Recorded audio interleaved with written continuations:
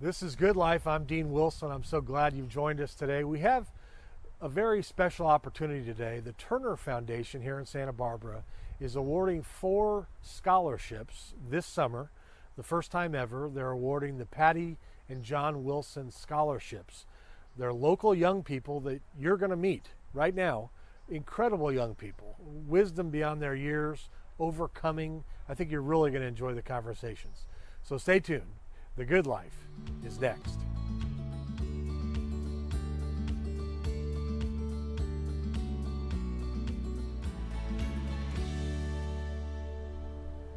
Welcome to Good Life. I'm Dean Wilson. I'm so glad you've joined us today. We have a special program today. I want to introduce my guests. Jessica Zamora is with me, and Patty Wilson, my mom, is with me. We are introducing the first 4 winners of the inaugural Patty and John Wilson Scholarship Fund. The Turner Foundation has created a scholarship fund. This summer, the inaugural scholarships are being distributed to really deserving young people. And so we're blessed to have one of them here with me right now. Jessica, welcome. Thank you for having me. Let me introduce you real quick, and then your essays were fascinating to me, and I have a lot of questions.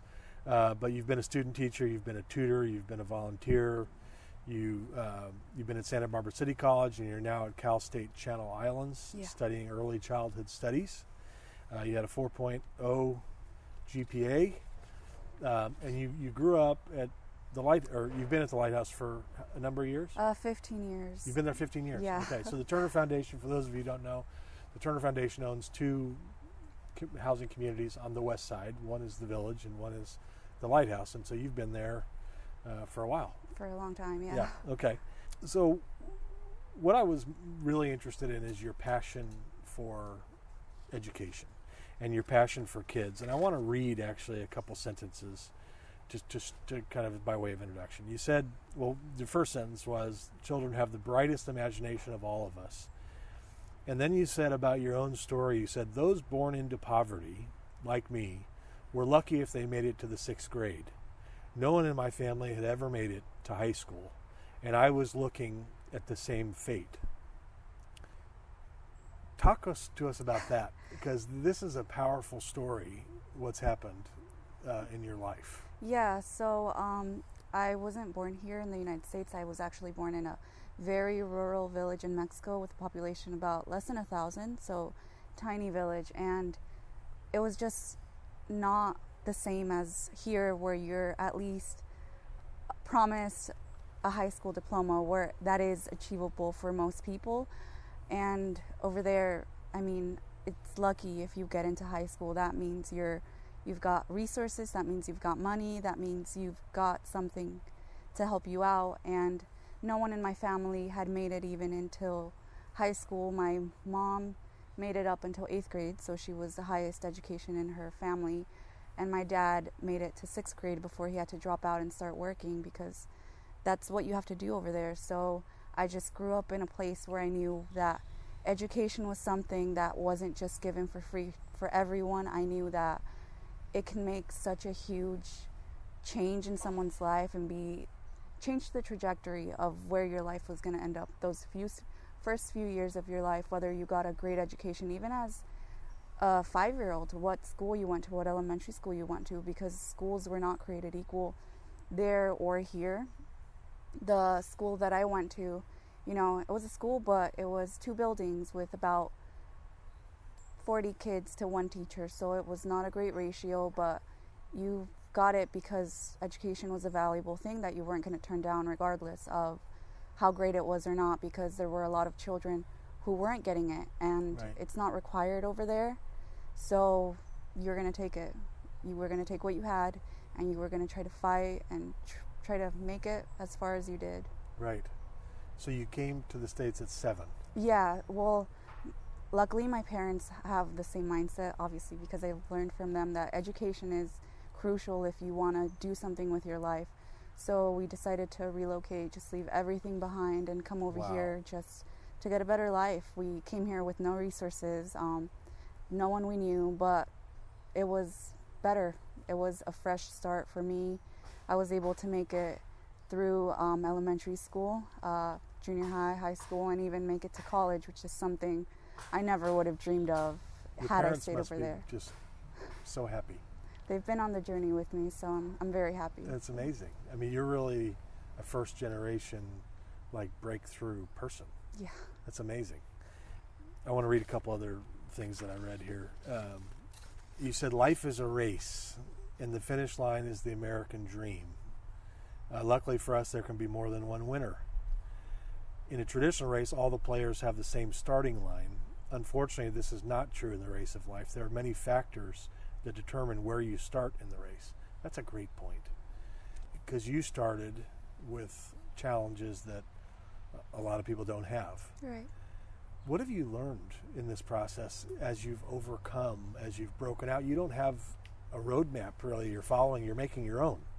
What have you learned in that process? I've learned the most important, just as my goal as an educator, is not to judge anyone, not to judge my students. I don't know why they're getting that F. Not to take it personally, because half of their life is at home. I can't think that I can make a huge difference. You know, I can obviously make a difference as a teacher, but they've got their own lives, and even if they're kids, that life affects them.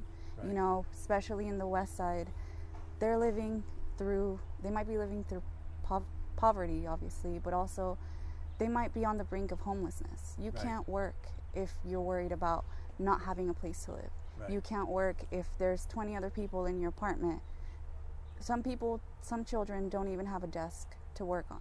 And that's something that I've learned. You know, make adjustments for everyone. Every child deserves that right to a great education, and it's my job as an adult, as an educator, as a citizen, to provide those things for them. You know, whether it's electronics, because we can't live without electronics whether we want to or not. It's just a necessity. Internet, because an iPad is not very helpful if you go home and there's no Wi-Fi, there's no internet. To just be open and, you know, form that line of communication and relationship with families, especially because we need to be able to get families to trust us, because we are their educators. We want the best for their children. We ultimately have the same goal, and the parents are the experts on their children, so they're a great source of knowledge.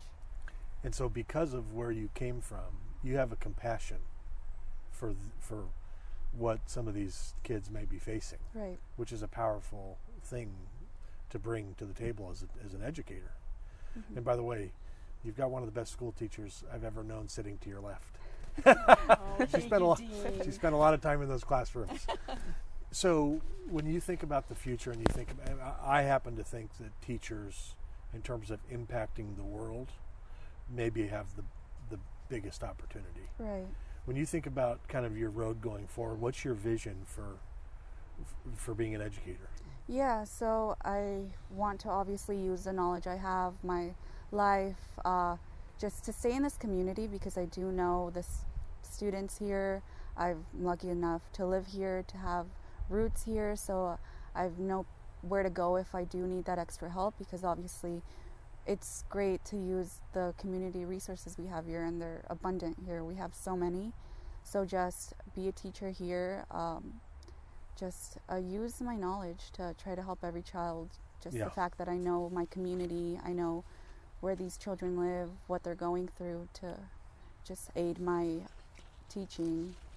I want to read another sentence. Your essays were incredible. I was circling constantly, so I'm narrowing it down. But you said, well, my starting point in life was not great. My mentality and outlook on life have helped me overcome hurdles and challenges that have crossed my path.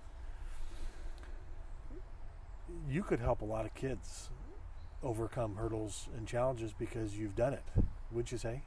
Right, yeah. I mean, is that part of what kind of fuels you? Yes, I think I'm just able to relate to a lot of students, because I've had wonderful teachers who've told me, you know, you can do this, but it's not the same when they don't know the reality of all that I'm facing. So just my students now that I work with, my high school students, they know that I do know what's going on in their life, that I do have that relationship with them, that I know where they're coming from. So I think that helps them connect and actually not just brush off my advice. You're right. That makes a lot of sense. What was it like being at the Lighthouse for the last 14 years? It's been a roller coaster. Like I said, just the place that you live in really affects the way you live. So, or the how you succeed in life, because that's ultimately where you spend most of your time. So it's when I started there, it was, they were apartments, they were the basics, they weren't bad, but they weren't great. It was a decent place to live. But as time went on, we just started getting more neglected, so you had to go and fight as a tenant to try to get your sink fixed, to try to get your toilet fixed. Yeah. So it was just a battle with management, just to fight to get them to let us live like common people. Right. And as time went on, that worsened. So we've had just apartments not great. The community, just no one looked after us. So the people you saw there were also not the best role models for students. And a lot of them were, my age, my 20s age.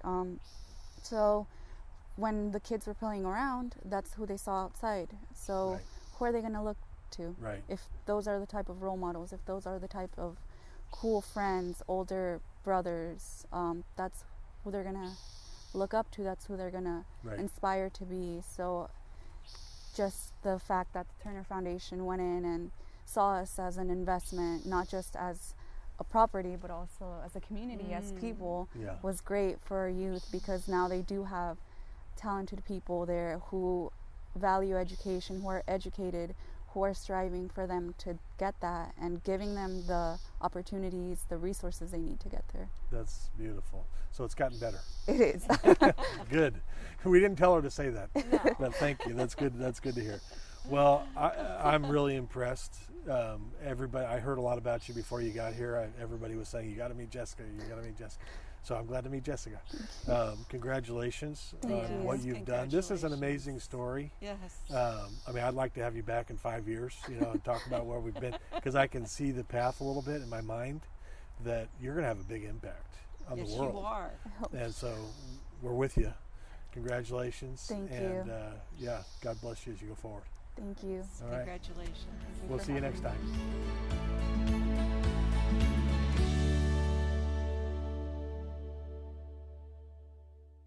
This is Good Life. I'm Dean Wilson. What is Good Life TV, you may ask? Well, let me tell you. Good Life TV exists to inspire, empower, educate, and encourage. Those are the things we want to do in a rough year that we're having. We want to encourage you. We want to inspire you. We're telling stories. They're real life stories. They're not all celebrities. They're people from all walks of life. And I think you're really going to be encouraged. There's a bunch of them at goodlifetelevision.org. So go there today, goodlifetelevision.org. Get encouraged. We love you. God bless you.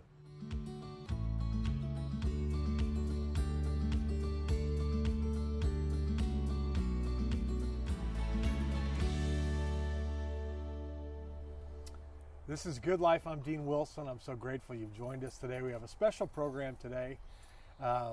We have Frankie Hymas with us, and we also have my mom, Patty Turner Wilson. So I want to real quickly introduce them both and kind of what this program's about today. So my mom's dad, Reverend Dr. Albert J. Turner, started the Turner Foundation 62 years ago. My mom's been involved with it literally her entire life. And in the past year, the foundation has made a decision to create a scholarship fund. We actually, the board and team, decided to name it after my mom and my dad. My dad, Dr. Jonathan Wilson, has served as executive director of the Turner Foundation for 32 years and is still involved. So the Patty and John Wilson Scholarship Fund was born this year.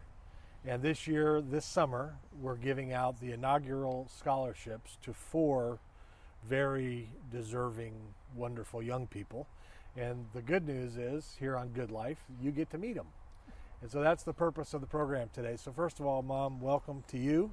And congratulations on the scholarship fund that you have created. There's a committee. Maybe just talk for a minute about the committee and kind of a little bit about the process. It's been an incredible process, Dean, because of the passion that we have, that the people that are in our village, in our lighthouse, go through some time that they see that they can be what they want to be and Yes. what they are intended to be. And so this scholarship committee is like a culmination Yeah. of finding those people who want to keep on going with their passion. and Yes. Facilitate that. So thank you for inviting me. Yeah. It's just kind of a joy to see this and be a part. Yeah, well, it's always great to have you. And if you missed my mom's full interview, there's a 30-minute interview with you and I, which is getting rave reviews. Oh, I want to thank the committee before we get to Frankie. I want to also thank the committee, my dad John, Donnie Feller, Mara Peisel, Diane Lee, Karen Coleman, Diana Lippert. There's been a wonderful team of people who have been involved in this process. So Frankie, welcome. Thank you for having me. Yes, you're a great guy. I've read a lot about you. I read this essay that you wrote, and I want to talk about that. By way of introduction, Frankie has been involved in volunteer work at the Santa Barbara Zoological Gardens. He's been a junior camp counselor. He's bilingual, speaking and reading in English and Spanish. He's got a number of strengths that were identified in this course of this process. You're a team player, organized, multitasker, and a hard worker. Yep. So congratulations to you Yeah. Thank you. on being one of the award winners. You grew up on the West Side. Yeah. Tell us a little bit about kind of your growing up, your family, and kind of what it was like. Well, for the most part, it was mainly my mom taking care of us, and then my stepfather came in my life and really helped us out. He's very good friends with your father. Okay.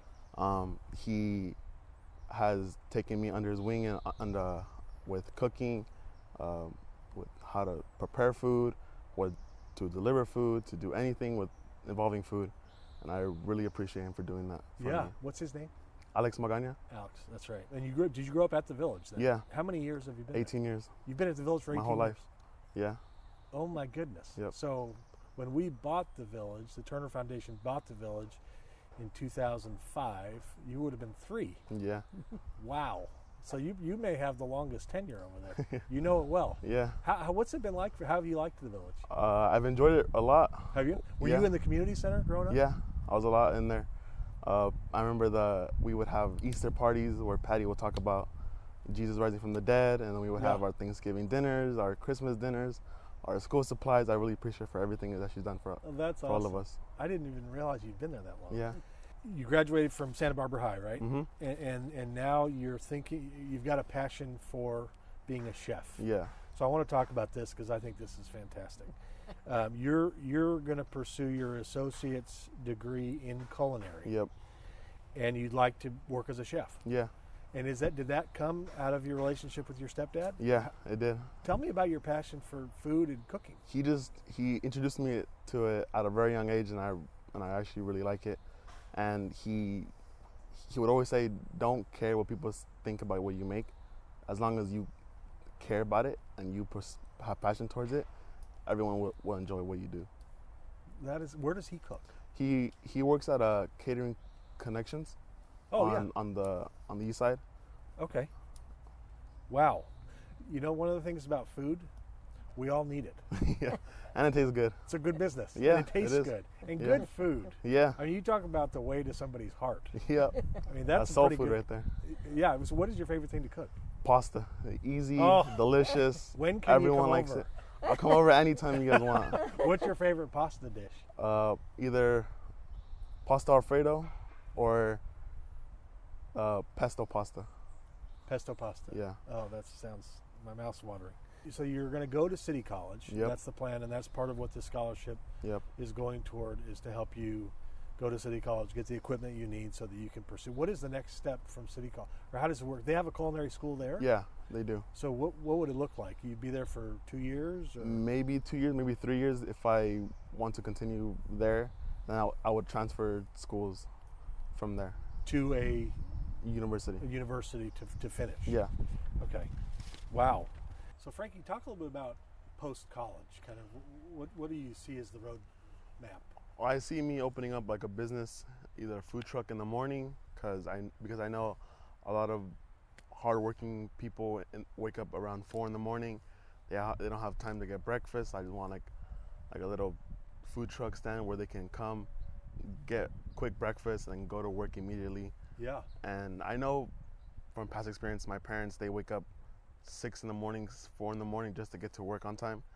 And it's just everything that they do for me is like, I want to give back to others, Yeah. even though they have done nothing for me. And serve people like that, Yeah. that are getting up at 4 or 5 in the morning. Hardworking. Yeah, that's a great idea. Yeah. And did you think of that, or did you? No, my dad told me, he's like, what do you want to do after college? I'm like, oh, I want to open up a restaurant or something that has my name on it. Yeah. And he goes, well, if you want to do, I support you. You can follow it up. If you need help with anything, you just let me know. I'll Yeah. get a team ready. And I'm like, yeah, I got it. And then the food truck idea. Yeah. Frankie's. Uh-huh. I can Frankie's see it. breakfast. I love it. I'll Yeah. be there. All right. I'll Awesome. see you there. That's a great idea. Well, this is fantastic. Congratulations, Thank you. first and foremost. You deserve it. And I know you I mean, I read all about you. You played football as a freshman, then Yeah. you had a concussion, and you Yeah. kind of threw you off, and then you battled through, didn't Yeah, you? I and did. you got to the finish line, Mm-hmm. which is a great accomplishment. Thank you. It's a great, great accomplishment. So we're proud of you. Congratulations on being one of the first 4 recipients of this scholarship, Thank and you. we wish you all the best. I really appreciate it. All right, thanks so much. We'll see you next time.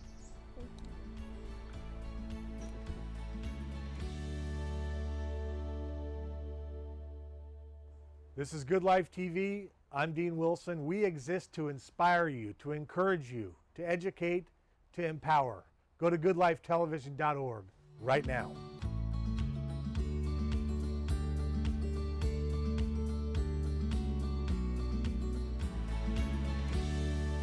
Welcome to Good Life. I'm Dean Wilson. I'm so glad you've joined us today. We have a special guest with us.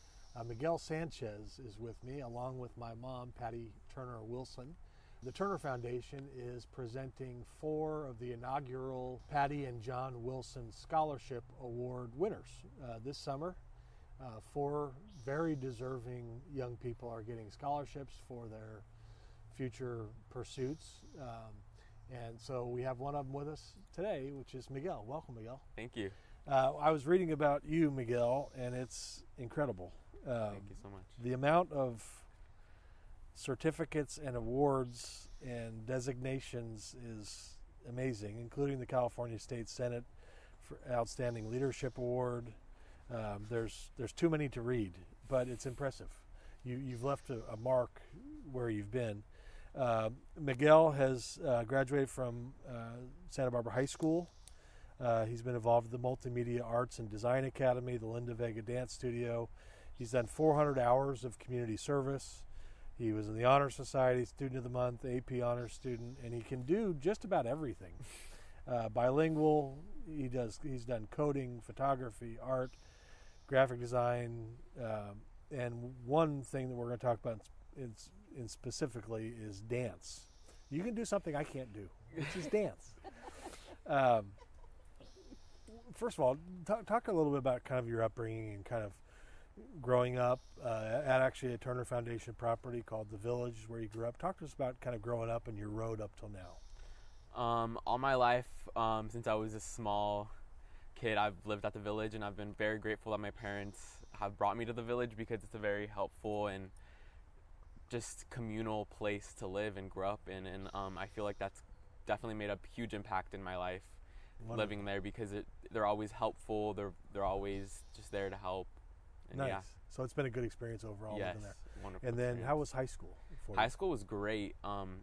Thanks to my mom, she knew like most of the teachers. She also went to Santa Barbara High. Oh, she did? Yes. Okay. Yeah. So she kind of paved the way a little bit. Yeah. I read actually about your parents. In your essays, you said that the opportunities you've had wouldn't have been able to be present without hardworking parents that have sacrificed a lot. Yeah. What have you learned from your parents? My parents have always been very hardworking and have always taught me to set my goals and my intentions for my future life, because they have struggled in the past. They came down from Mexico, and of course they want a better life for their kids and Yep. me as well. My mom has always taught me to always work hard for your goals in life and everything, and that's definitely made a huge impact in my life because I've watched them my whole entire life. Yeah. You know, there's a quote I always think about. There's no substitute for hard work. Yeah. You know, I've seen some really talented people that just don't want to put in the effort. And it's amazing how sometimes less talented people that are willing to grind, that are willing to put in the work, can achieve so much. So you've had a good example in that area. At the age of 7, you discovered a passion for performing and dance. Yes. What happened? I've been thankful enough to live in this wonderful city of Santa Barbara, and they have amazing traditions all year round and everything. And one that's really made an impact in my life was Fiesta. Yeah. And every year since I could remember, my parents would always take me down to the parades and like the mission. Yeah. So one day I was watching, I think this was back in 2013 maybe. I saw the Spirit Fiesta coming down from the steps in all white, and that's when they opened Fiesta for the whole week and everything. And I thought in my head, why can't I be the Spirit of Fiesta one day? Right. And that's been my goal of mine ever since. Is that right? Yeah. Wow. And you talked about pursuing that, and Yeah. you talked about that you think with your work ethic and you're willing to overcome obstacles and years of preparation, you're really thinking about the things you're pursuing with a long-term view, which is uncommon for somebody your age. I mean, that's a mature way to think. I mean, you're thinking of an end goal. How do I get there? Yeah. Is that something your parents taught you? Yes. Is it? So you set goals, and then you think about how you're going to get there. Yeah. That's fantastic. Thank you.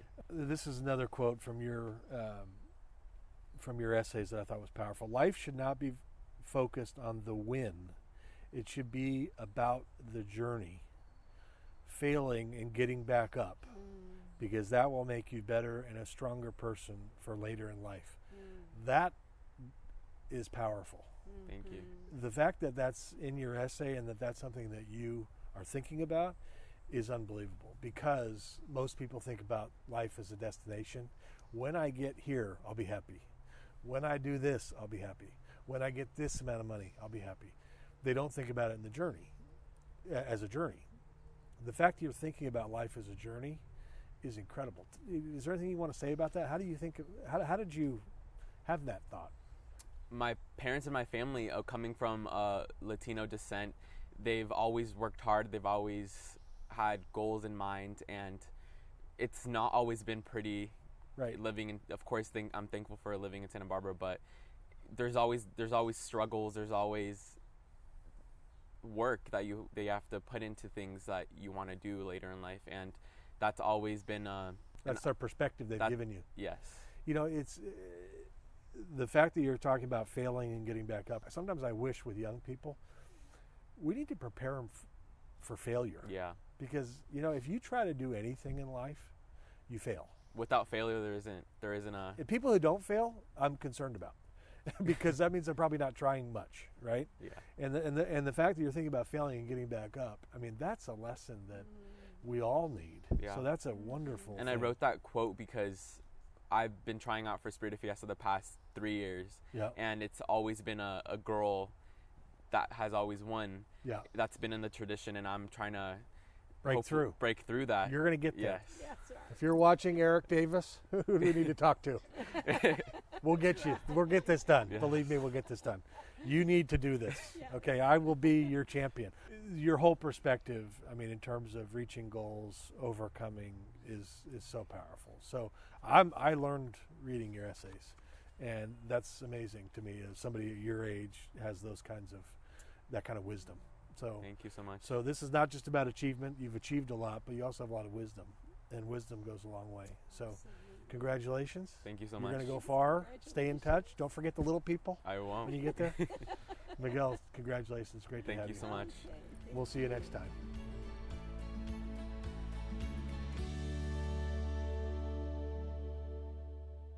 Welcome to Good Life. I'm Dean Wilson. We have a really special guest today. One of the recipients of the Turner Foundation's Patty and John Wilson Scholarship Fund Awards is with us, Christian Mayo.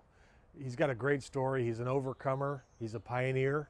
Stay tuned. I think you're going to really enjoy it. The Good Life is next.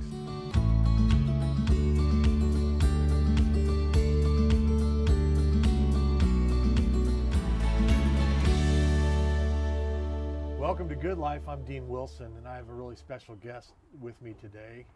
One of the winners of this year's Patty and John Wilson Scholarship Fund is with me. The Turner Foundation here in Santa Barbara has awarded 4 scholarships this summer, and Christian Mayo is one of them. So Christian, welcome. Thank you. Congratulations. So happy to be here. Thank you very much. Christian won a big scholarship. It's fantastic, so you deserve it, you earned it. Thank you. And so congratulations. A little bit about Christian for those who are watching. San Marcos High School, you were a member of the Entrepreneurship Academy, which I want to talk a little bit more later. You played some soccer there, and then this fall you'll be at UC Santa Barbara. Right. And you're gonna major in economics. Yep. So economics is an interest. Christian has worked in town. He's been a volunteer at Kids Helping Kids. He's been a volunteer at Link Crew, and so he's worked hard growing up here in Santa Barbara. Mm-hmm. And so first of all, let's talk a little bit about kind of growing up in Santa Barbara. I want later in the interview I want to talk about kind of the fact that you're kind of a pioneer in your family. You're forging new territory. Mm-hmm. But start with kind of your growing up and kind of what that was like. Yeah, well, like you said, born and raised here, Santa Barbara. Oldest of 3, so like you said, kind of like the pioneer, sort of paving the way for my younger siblings. But first, when I was like in elementary school, it was a little bit tough. Both of my parents are immigrant parents, so they didn't really speak too much English. Yeah. So I remember like those days when I was in elementary school, they tried to do their best to help me out, but definitely had some struggles here and there. But I mean, as I got older, I kind of was able to have opportunities to, or I found opportunities to help me, with tutoring and things like at the Turner Foundation, and that helped me and helped my parents alleviate that sort of struggle. Yeah. And so now that I'm the older one, and I've been through those tough times, I can help my parents with my younger siblings. Yeah. Whenever they need help, especially nowadays, everything's sort of electronic through Zoom and things like that Right. these days. So, I mean, I don't really know if we would have even been able to do it had it been, 10 years ago when I was, their age. Right. So I definitely had a couple of struggles, but I mean, growing up in Santa Barbara was awesome. I mean, there's so many good opportunities here, and I mean, I'm so blessed to be able to grow up here because of all the opportunities and help that I've had, such as like at the Turner Foundation. I've been living at the village for quite some time now, and they've helped my family very, very much, and I'm very happy, and things like that That's make great. me happy to be from Santa Barbara. Yeah. So you were in a household with parents who didn't really speak English Right. and hadn't gone to college. Correct. Yeah. And so through help, finding resources, and hard work, you not only graduated high school, but you're going to graduate from UCSB with an economics major. That's amazing. Yeah. The word I wrote down when I was reading your essay was pioneer, because you're a pioneer, somebody who's there's no path that you're following. You're making your own, which I think is really admirable. Somebody mentioned to me from the interviews for the scholarship that you want to be a mentor, or you have an interest in helping. Talk about that a little bit. Yeah, well, like I said, for me having my struggles, I know that there are other kids who have similar struggles who don't have like that big brother to Yeah. say like, hey, what are your thoughts on this, or can you help me out with this? And I know what it's like to be in that position, and I want to be able to help those who are in that position, maybe now or in the future once I'm graduated from college. Because even in high school, I was in Avid, and those were my sort of mentors. They were some older guys who had already graduated from that program, and then I can ask them, and because I didn't really have like an older sibling or even like a cousin who had gone to a 4-year right out of high school. So Right. there were a lot of questions for me that weren't answered. Right. But through that program, I had people that I can go and say, hey, what are your thoughts on this? Or should I major in this as opposed to this? Or Yeah. what are your thoughts on a small school versus a big school? Things like that, that had I not been in that program, those questions would have been unanswered. And I think it would have given me a little bit more anxiety. Right. And maybe I wouldn't have taken that leap to go to college.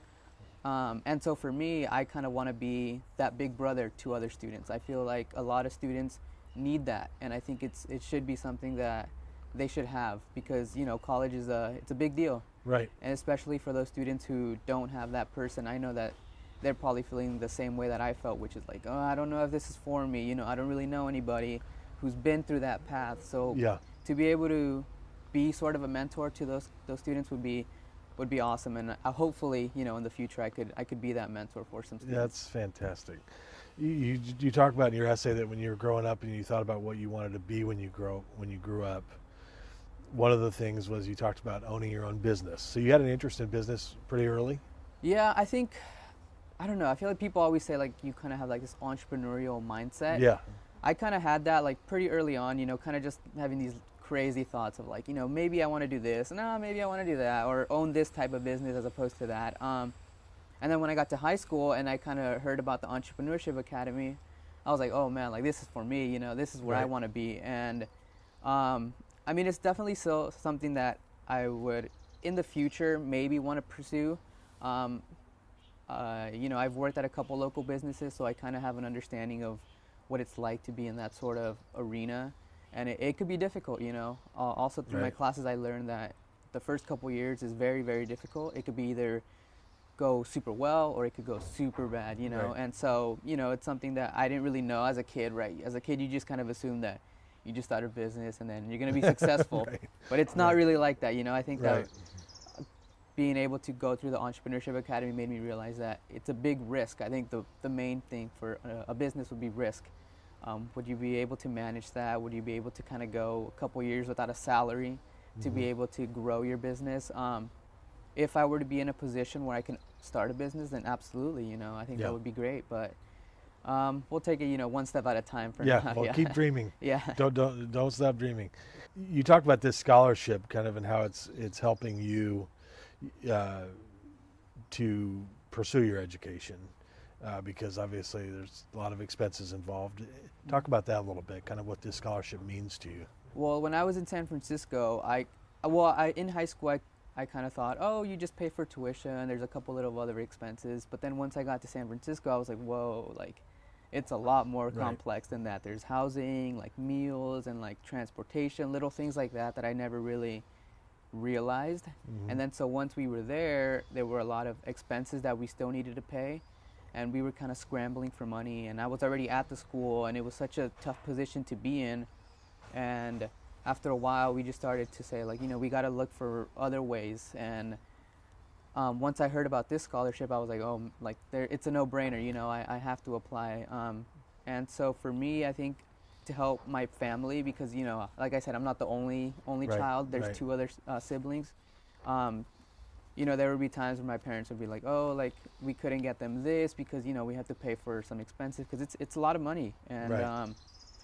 I kind of felt a little bad, but at the same time, I knew that I needed to do whatever I could to try Right. and help them as well. Right. Because this isn't just about me. My family has sacrificed a lot the last couple years, and so to be able to help them with scholarships like this is amazing. You're an amazing guy.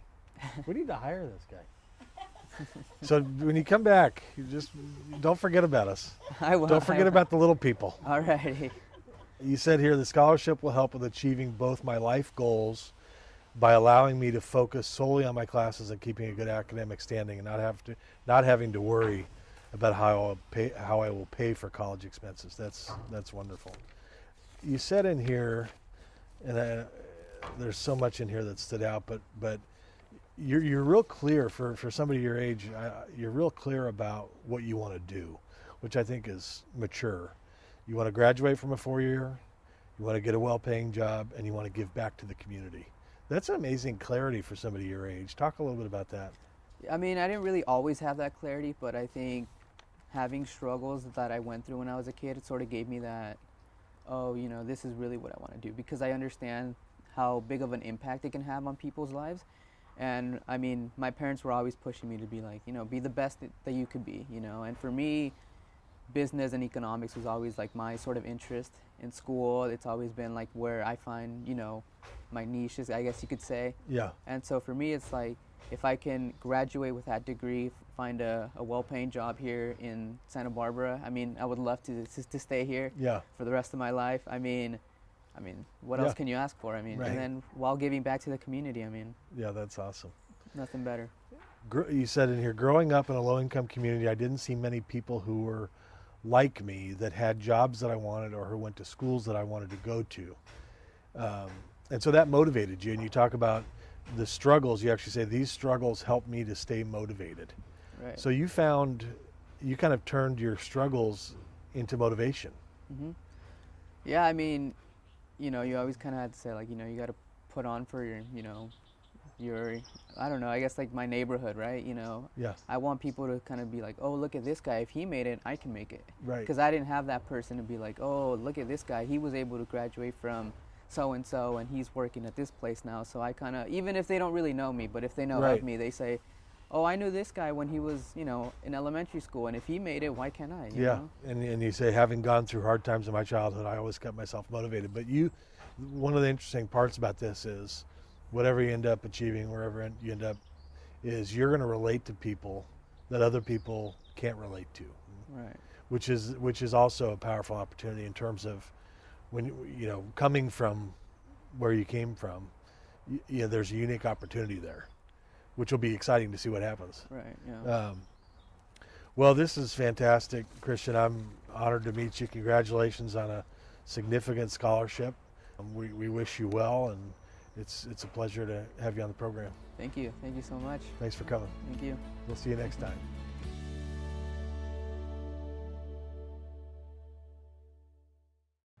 Welcome to Good Life. I'm Dean Wilson. When I wake up in the morning, I think of you.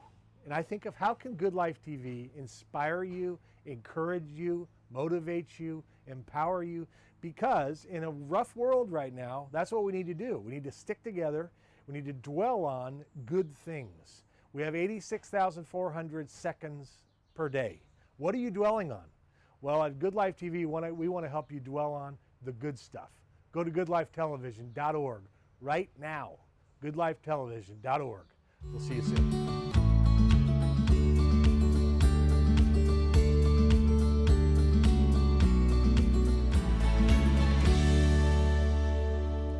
This is Good Life. I'm Dean Wilson. I'm so grateful you've joined us today. I'm joined by two rather special guests in my life. My parents, John and Patty Wilson, are with me, and the reason is a couple things.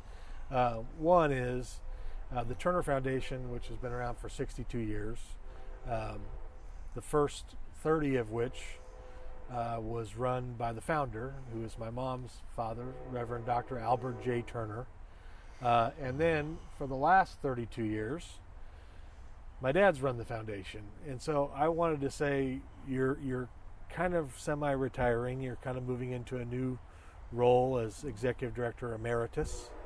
And so you are kind of in a transition period. But I wanted to first say congratulations, Dad, and thank you for 32 years of service, a time which has taken the foundation to huge new heights, not only in terms of the size of the foundation, but the impact, the programs. This went from, you know, the original low-income senior retirement housing and that kind of community to two communities and a bunch of new programs, including the Patty and John Wilson Scholarship Fund that we're going to talk about in a minute. But tell us a little bit, Dad, just kind of reflect for a minute on kind of your 32 years in leadership.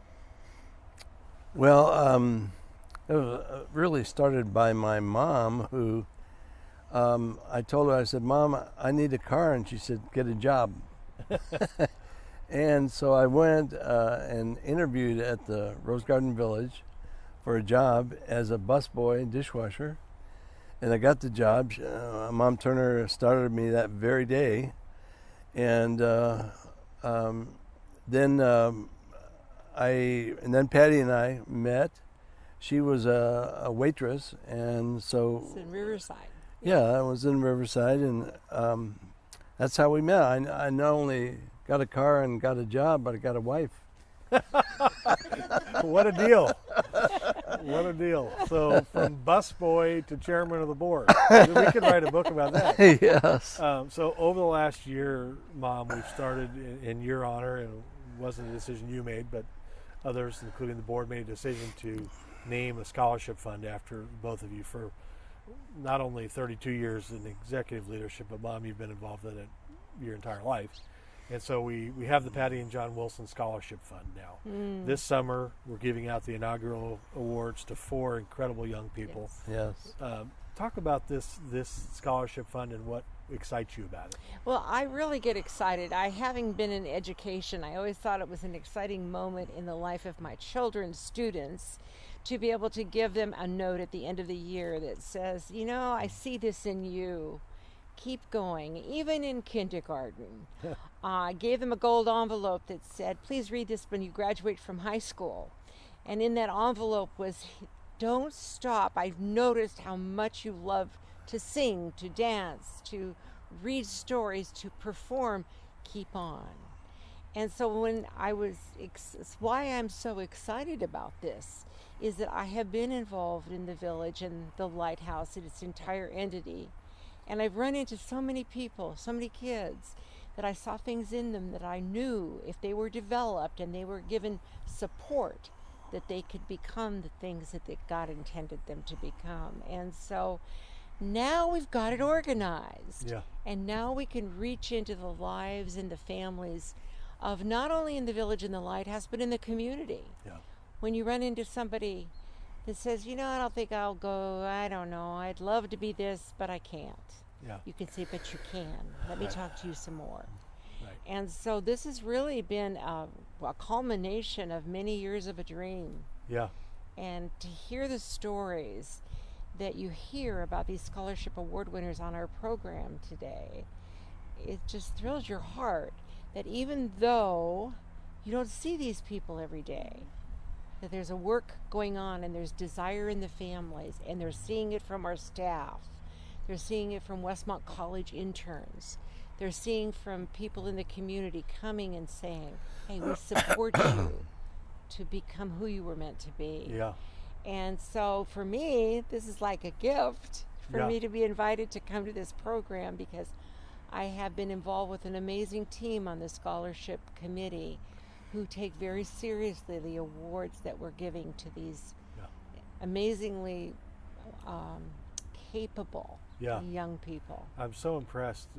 We're interviewing all 4 on this program, so the viewers will be able to see these four young people. But these are like world changers. I mean, overcomers. I mean, I'm learning reading these essays. It's amazing. The It kind of is people we have out amazing. there. And so the scholarship fund really kind of gives them a boost to help get where they want to get. That's Right. interesting you would say that, because when I've been interviewing the candidates, I couldn't explain it, but I was so excited. I think I called you, Dean, on the phone, and I said, you won't believe these people. Yeah.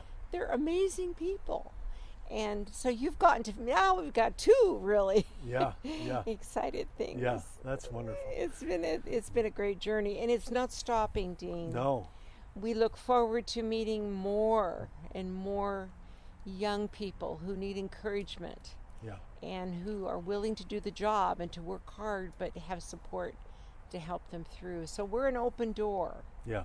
with our scholarship team. And I want to mention that also, because for people who are out there, this year, in the inaugural year, there's $20,000 in scholarships going out.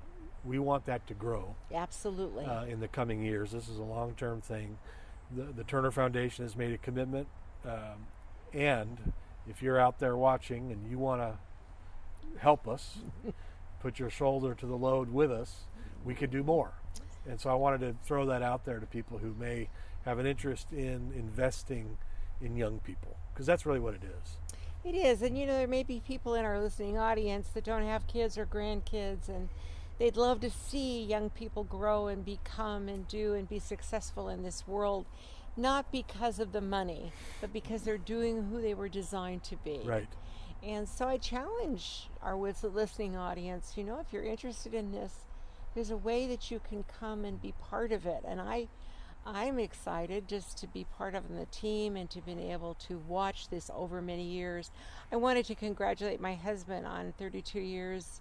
I remember he was a pastor of a church during all of those 32 years, and we were pastoring in Carmel, which was quite a distance, and once a month he'd get in his car and he'd go to the village in the Riverside, and he met with the staff, and I watched the responsibility that he felt for the Turner Foundation. Yeah. Once a week, actually.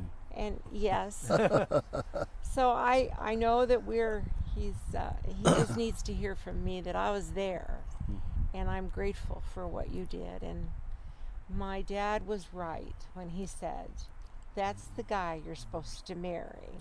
And I'm grateful. 53 years on Wednesday. We could go a lot of directions with this program at this point. We're talking, 53 years. 53. I think it's going to work. Yeah. We hope. Yeah. I think about the scripture, those who have been given a trust must prove faithful. And you were given a trust, and you've been faithful. And look what's happened. I mean, it's really incredible. So congratulations, Dad and Mom. And thanks for telling us about the Scholarship Fund. And again, Yes. if you're out there, we'd love to have you join us. But thanks for joining me today. Thank you. And we'll see you next time.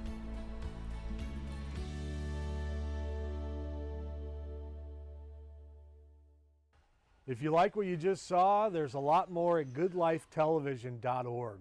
Good Life TV is really about the good things in life. We try to dwell on noble, hopeful, excellence. So go to goodlifetelevision.org. You can see a broad range of guests, some overcomers, some entrepreneurs, just incredible people. So I encourage you to check it out, goodlifetelevision.org. Thanks for watching.